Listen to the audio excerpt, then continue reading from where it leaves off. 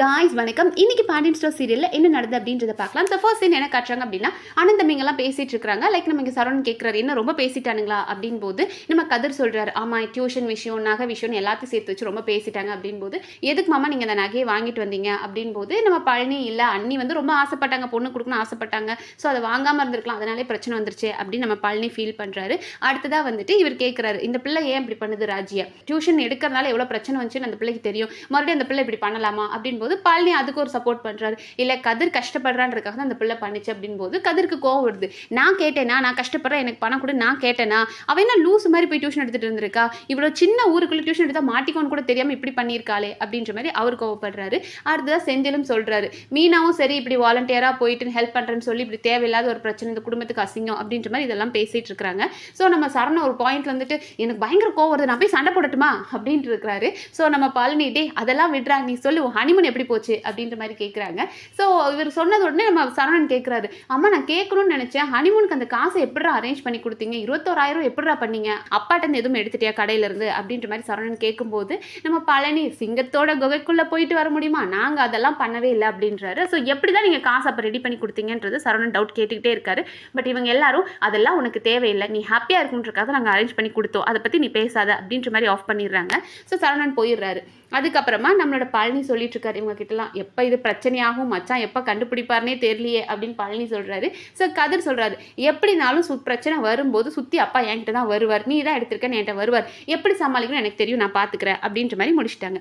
அடுத்த சீனில் என்ன காட்டுறாங்க அப்படின்னா, நம்ம Gomathi Meena Raji as usual. So Gomathi வந்து கிச்சனில் இருக்கும்போது இவங்க ரெண்டு பேரும் எப்போதும் போல வந்து சாரி சொல்றதும், கோமதி உங்களெல்லாம் நம்பினேன்டி இதெல்லாம் பண்ணிட்டீங்களேன்னு சண்டை போட்டுட்டு இருப்பாங்க. ஸோ இதே தான் நடந்து அந்த நேரம் கரெக்டாக நம்மளோட மயில் அங்கே வராங்க. ஸோ மயில் கிட்ட தான் இவங்க அவங்க ஆதங்கத்தெல்லாம் சொல்கிறாங்க. கோமதி இங்கே பாரு மயில், இவளுக்கால எவ்வளோ பிரச்சனை, எப்படி போய் சொல்லிட்டு போனாலுங்க தெரியுமா, எப்படி நகை பிரச்சனை வந்துச்சு, எங்கள் அண்ணனுங்க என்னை எப்படி பேசினாங்க, கல்யாணம் ஆகி 30 வருஷம் ஆகுது, இது வரைக்கும் நான் இவ்வளோ அசிங்கப்பட்டு நின்னதே இல்லை அப்படின்ற மாதிரி சொல்லும்போது, ஸோ நம்ம தங்க மயில் கேட்குறாங்க நகை பிரச்சனை என்ன அப்படின் போது, அதெல்லாம் உங்கள் கல்யாணத்துக்கு முன்னாடி வந்து இவளுக்கு அவங்க அம்மா கொடுத்த நகை அந்த பிரச்சனை அப்படின்னு பேசிட்டு, சரி நம்ம வந்து இன்னைக்கு பேங்க்குக்கு வேற போகணும், போய் அந்த நகையெல்லாம் எடுத்துகிட்டு வந்து கொடுத்தா தான் பிரச்சனை முடியும், நம்ம பேங்க்குக்கு போகணும் அப்படின்ற மாதிரி நம்ம கோமதி சொல்கிறாங்க. அப்போ மீனா அவங்க மேலே இருக்க அக்கறையில் கேட்குறாங்க, அத்தை நீங்கள் எப்படி தனியாக போயிட்டு வருவீங்க, ஆட்டோ பிடிக்கிறது கூட உங்களுக்கு அவ்வளோ தெரியாது இல்லையா, நீங்கள் ஏன் தனியாக போயிட்டு வரீங்க, நானும் உங்கள் கூட வரேன் அப்படின்றாங்க.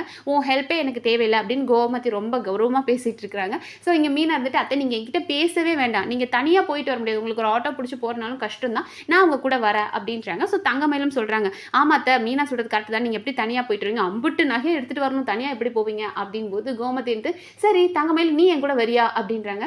தங்கமயில் ஃபஸ்ட்டு கொஞ்சம் ஜர்க் அடிக்கிறாங்க, ஐயோ நானா அப்படின்போது, ஏன் என் கூட வரமாட்டே அப்படின்னு கோமதி கேட்டதும், சரி நம்ம போகலாம் அப்படின்னு. ஸோ கோமதி சொல்கிறாங்க, சரி வா நீ கிளம்பு அப்படின்னு சொல்லிட்டு கோமதி போனதுக்கப்புறம் தங்கமயில் வந்துட்டு மீனாட்ட சாரி சொல்கிறாங்க.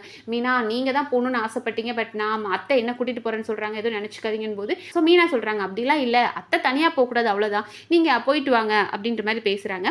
அண்ட் இவங்களும் கிளம்பிட்டாங்க. அடுத்த சீனில் என்ன காட்டுறாங்க அப்படின்னா, நம்ம மீனா அண்ட் ராஜி ரொம்ப ஃப்ரஸ்ட்ரேஷன், வீட்டில் யாரும் பேச மாட்டுறாங்க, ஸோ நம்ம எங்கேயாவது வெளியே போயிட்டு வரலாமா அப்படின்னு பிளான் பண்ணுறாங்க. ஏன்னா மீனாவும் லீவ் போட்டுட்டாங்க, மனசு சரியில்லைன்னு லீவ் போட்டாங்க, ராஜிக்கும் அன்றைக்கி காலேஜ் லீவாம். ஸோ எங்கேயாவது வெளியே போகலாமான்னா கோவிலுக்கு போகலாம் அப்படின்னு பிளான் பண்ணுறாங்க. ஸோ கோவிலுக்கு போயிட்டு இருக்கிறாங்க. அப்போ நம்ம ராஜிக்கு வந்து சித்ராக்கா, அதாவது அவங்க டியூஷன் எடுத்தாங்க இல்லையா, அந்த வீட்டிலேருந்து கால் வந்துட்டே இருக்குது. பட் இவங்க யோசிக்கிறாங்க, எனக்கா நான் பேசுறது டியூஷன் வரலன்னு சொல்லலாமா அப்படின் போது, நீ இன்னும் டியூஷன் எடுக்கிற ஐடியாவில் வேறு இருக்கே அப்படின்னு மீனா கேட்குறாங்க. ஸோ ராஜி வந்துட்டு, அக்கா இல்லைக்கா அவங்ககிட்ட எப்படி சொல்கிறதுன்னு எனக்கு தெரியல அப்படின்னு, சரி நான் ஆஃபீஸ்லேயே போய் சொல்லிக்கிறேன் அப்படின்னு மீனா பேசிகிட்டு இருக்காங்க. அண்ட் அடுத்த ராஜி கேட்குறாங்க, அக்கா மாமா உங்ககிட்ட பேசிக்கிட்டாங்க, செந்தில் நல்லா உங்ககிட்ட பேசிக்கலாங்களா அப்படின்ற மாதிரி கேட்குறாங்க. ஸோ இந்த இடத்துல மீனா போய் சொல்கிறாங்க, சரி அவள் வருத்தப்படக்கூடாது அப்படின்றதுக்காக, ஃபஸ்ட்டு கோவமாக இருந்தாங்க, அப்புறம் காலையிலலாம் என்கிட்ட நல்லா பேசிக்கிட்டாங்க, உங்கள் மாமாவெல்லாம் என்கிட்ட பேசாமல் இருக்க முடியாது அப்படின்ற மாதிரி சொல்கிறாங்க. பட் இங்கே ராஜி வந்துட்டு, கதிர் என்கிட்ட பேசவே மாட்டாங்கக்கா, ஏன்னா வீட்டில் வந்து அவங்க கோயிலுக்கு போகிறதுக்கு முன்னாடியே கதிர்கிட்ட சொல்லியிருப்பாங்க, நானும் அக்காவும் இப்படி கோயிலுக்கு போகிறோம் அப்படின்போது அவர் கண்டுக்காமல் போயிருப்பார். அதை இங்கே சொல்கிறாங்க, என்கிட்ட அவன் பேசவே மாட்டாங்கக்கா, அதை இப்போ கோயிலுக்கு போகிறேன்னு சொன்னால் கூட அவன் என்கிட்ட பேசவே இல்லை, கோபம் குறைஞ்சிருக்கும்னு நினச்சா நான் இன்னும் அப்படியே இருக்கிறான் அப்படின்போது மீனா சொல்கிறாங்க, அதெல்லாம் சரியாக போயிடும், அவனை பற்றி தெரியுமே, அவ்வளோ சட்டுன்னு கோபப்படுறான்னு அவ்வளோ சட்டுன்னு அமைதியாயிருவான், நீ அதை யோசிக்காத அப்படின்னு இவங்க பேசிக்கிட்டு இருக்கும்போது கரெக்டாக நம்ம செந்தில் அந்த வழியாக வராரு. ஸோ செந்தில் வந்துட்டு இவங்ககிட்ட ஏதாவது பேசுவார்னு பார்த்தா மீனாவை அப்படியே கண்டுக்காமல் திரும்பி கூட பார்க்காம போயிடுறாரு. அப்போ தான் ராஜிக்கு புரியுது அவங்க ரெண்டு பேரோட சண்டை இன்னும் சால்வ் ஆகலை அப்படின்னு. ஸோ இந்த இடத்துல ராஜி மறுபடியும், அக்கா சாரிக்கா என்னால் தான் உங்களுக்குள்ள பிரச்சனை, இப்போ நீங்கள் அன்றைக்கே சொன்னீங்க என்ன டியூஷன் வேண்டான்னு சொன்னீங்க, பிரச்சனை வரும் யோசிச்சுக்கோன்னு சொன்னீங்க. பட் நான் அடம் பிடிச்சி போனனால தான் இப்போ என்னால உங்களுக்கு பிரச்சனை. நான் மனசு கஷ்டப்படக்கூடாது அப்படின்றதுக்காக மாமா உங்ககிட்ட பேசிக்கிட்டாருன்னு போய் சொல்லியிருக்கீங்க. அப்போ மாமா உங்க கூட பேசலையா அப்படின்போது இங்கே மீனாக்கும் கோவம் வருது. நான் என்ன தப்பு பண்ணிட்டேன்? அவங்க பழையசெல்லாம் எடுத்து வச்சு பேசிட்டு இருக்கா. ஓடி வந்ததுலேருந்தெல்லாம் எவ்வளவோ பேசுகிறான்.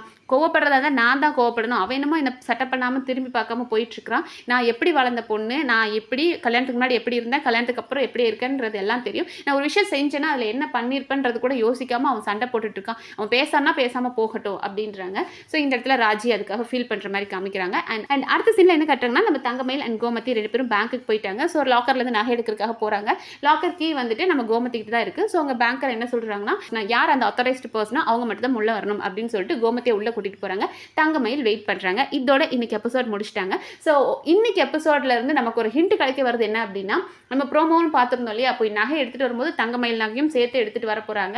அந்த தங்கமயிலோட நகையை நம்ம அரசி பார்க்குறாங்க இல்லையா, நல்லா இருக்குன்னு நம்ம ப்ரோமோவில் பார்த்துருப்போம். அது நல்லா இருக்குன்னு சொல்லி பார்த்து அதில் எப்படியோ தங்கமயிலோட நகை ராஜ் வீட்டுக்கு போயிருச்சு அப்படின்னா பெரிய பூகம்பம் இருக்குது. நம்ம எல்லாரும் எதிர்பார்த்த பெரிய சம்பவம், தரமான சம்பவம் தங்கமயிலுக்கு நடக்கும். ஸோ அப்படி ஏதாவது நடந்துச்சு அப்படின்னா எல்லாரும் தங்கம் உடனே தட்டி ஏண்டா இப்படியாடா போய் சொல்லி ஏமாத்திருக்க அப்படின்னு பெரிய சம்பவம் இருக்கும். அப்படி நடக்குதா இல்லையா அப்படின்றத வெயிட் பண்ணி பார்க்கலாம். அண்ட் இன்னைக்கு எபிசோட் பற்றி நீங்கள் என்ன நினைக்கிறீங்கன்றத கமெண்ட் செக்ஷன் சொல்லுங்கள். அண்ட் இந்த வீடியோ உங்களுக்கு பிடிச்சிருந்தா சப்ஸ்கிரைப் பண்ணி சப்போர்ட் பண்ணுங்கள். நன்றி.